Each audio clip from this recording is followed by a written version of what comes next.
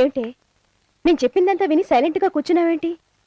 చెప్పు, నేను అతనితో అలా మాట్లాడడం తప్పంటావా? తప్పు అని చెప్పలేను గాని నువ్వు తొందరపడ్డావని మాత్రం చెప్పగలనే. అంటే ఏమిటి నీ ఉద్దేశం?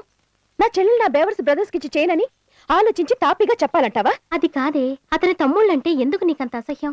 కుర్రాళ్ళన్నాక అమ్మాయిలు నేర్పించడం, సరదాగా తిరగడం, తన్నుకోవడం కామనే కదే.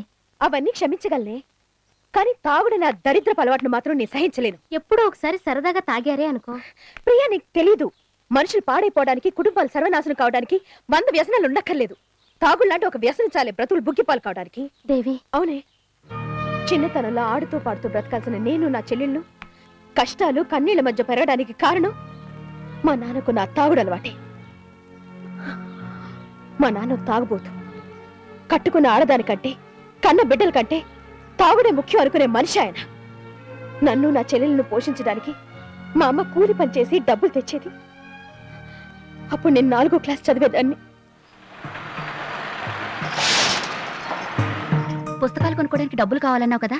అవునమ్మా, తీసుకో. అందుకు నేను అడిగితే డబ్బులు లేవన్నావు కదే, ఇప్పుడు ఎక్కడి నుంచి వచ్చినాయి? తిండికి దీని పుస్తకాలకి డబ్బులు కావాలి కదయ్యా.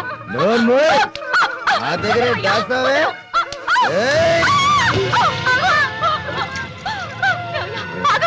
అయ్యో, ఇదంతా నా కర్మ.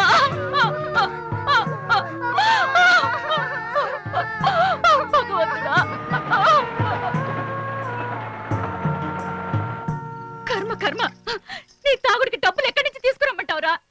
కనీసం పిల్లలకి తిండి కూడా పెట్టుకోనివ్వవా?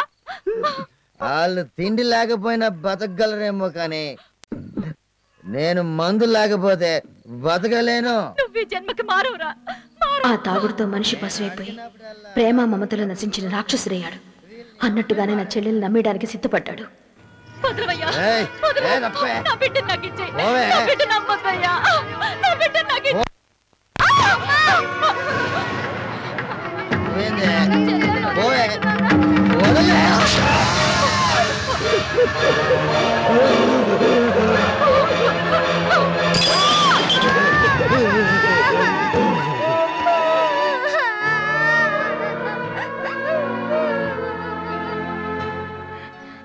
కన్నవాళ్ళకి తల కొరివి పెట్టింది నేను. ఆ మండే కొరివి సాక్షిగా మనసులో నిర్ణయం తీసుకున్నాను. నా బ్రతుకులో గాని నా చెల్లెళ్ళ బ్రతుకులో గాని తాగుబోతే నీడ కూడా పడకూడదని.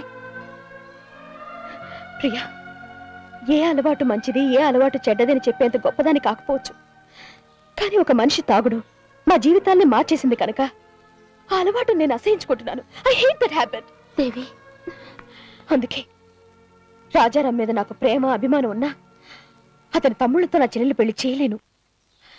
మా అమ్మకు పట్టిన గతి వాళ్ళకి పట్టకూడదు. నీ ఆవేదన నాకు అర్థమైంది. ఒకవేళ ఆ అబ్బాయిల అలవాట్లని శాశ్వతంగా మానుకున్నారని నాకు నమ్మకం కలిగినప్పుడు ఆలోచిస్తాను. ఈలోగా మంచి సంబంధం కుదిరితే నా చెల్లెలు పెళ్లి జరిపిస్తాను. ఆడది పెళ్లి చేసుకోవాలనుకునే మగాడికి కావాల్సింది పోజు, పర్సనాలిటీ కాదయ్యా, కష్టపడే గుణం, 10 మందిలోనూ గౌరవం. మరి మన వాళ్ళకు ఉన్నదేంటి? తినటం, తిరగటం, తాగడం, తొంగడం.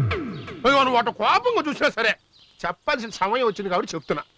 ఎప్పటికైనా మన వాళ్ళు మారి ఒక దారికి వచ్చి 10 మందిలోనూ జంప్స్ అనిపించుకున్నారనుకో, ఆటోమేటిక్ గా ఆ అమ్మాయి వచ్చి పెళ్లి కడుగుద్ది. ఇప్పుడు ఏం చేయాలంటావు? మన వాళ్ళు ఇద్దరిని ఉద్యోగాలు పెట్టు. ఉద్యోగంలో పెట్టాలా?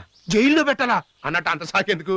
అబ్బాయి, ఎన్నాళ్ళు తమ్ముళ్ళని తెగ ప్రేమించి వాళ్ళని ఎందుకు పనికిరాని సన్నాసులను చేసావు.